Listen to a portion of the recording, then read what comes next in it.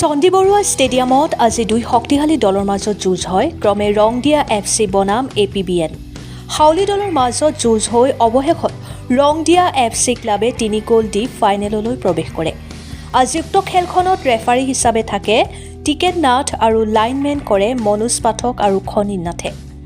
খেল পৰিচালনা সমিতিয়ে জনোৱা মতে অহাকালি দ্বিতীয় ছেমিফাইনেল খেলখনত পৰাভৰাল FC বনাম FATS 11 ক্লাবৰ মাজত যুঁজ হ'ব বুলি জনায়।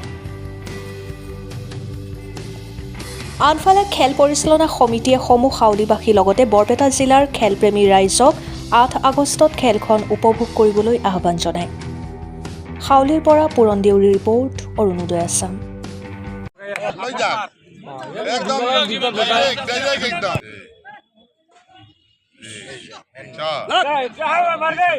দুজনে আছে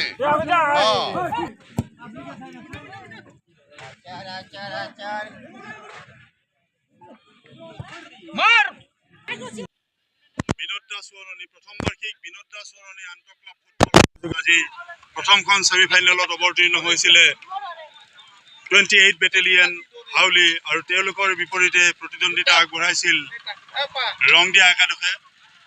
খেলৰ অন্তত ৰংদিয়া একাদশে 3-0 গলত বিজয় হৈ ফাইনেল খেলাৰ যোগ্যতা অৰ্জন কৰে আৰু অহাকালি ফাইনেল খেলত ছেমিফাইনেলত অংশগ্ৰহণ কৰিব দল দুটি হ'ল FATS 11 আৰু বৰাভৰাল FC। অহাকালিৰ খেলত যি দলে বিজয় সাব্যস্ত কৰিব তেওঁলোকে এইবাৰৰ আমাৰ হাউলী ক্ৰীড়া সন্থাৰ দ্বাৰা আয়োজিত ফুটবল লীগ প্ৰতিযোগিতাৰ ফাইনেল খেলত অৱতীৰ্ণ হ'ব। আমাৰ এই মুঠ 8টা টিমৰ মাজত খেল অনুষ্ঠিত হৈছিলে। 8টা টিমৰ মাজত 2টা পুল কৰি এটা পুলত 4টা আৰু আনটো পুলত 4টা তেনেকুৱাকৈ আমি এই প্ৰতিযোগিতা অনুষ্ঠিত কৰিছিলোঁ। আমি ভাবিছোঁ অহা ৰবিবাৰ মানলৈ আমি ফাইনেল খেলখন অনুষ্ঠিত কৰাৰ কথা চিন্তা চৰ্চা কৰিছোঁ, যদিহে বতৰ বা অন্যান্য কোনো আমাক বিজুতি নঘটায়।